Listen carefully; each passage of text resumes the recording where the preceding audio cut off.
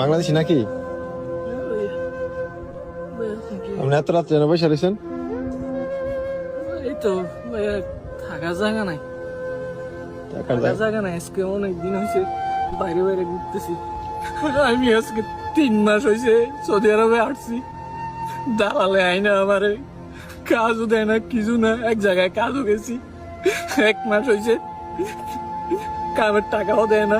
এখন একজনের রুমে থাকতাম, খাইতাম, বার করে দিছে ভাইয়া। এতদিন আমি রিয়াদে ছিলাম, এখন চলে আইছি এখানে। আগামা টাকাম আছে নাকি? আকামা দেয় নাই, দালালে বলছে 3 মাস পরে আকামা দিব। 3 মাস পার হয়ে গেছে, এখনো আকামা দিছে না। তো খাওয়া দাওয়া করছেন রাত্রে? না ভাইয়া, এই দেখে আমার কাছে 5টা টাকা ছিল, তুই সকালে কি খাবো? এই দেখে কবুজ ভাইয়া, একটা কবুজ খাইছি আর এই কটা কবুজ রাখি রাখছি, সব তো হয়ে গেছে ভাইয়া ঘরের মধ্যে। তো আপনার কাইন্দেন না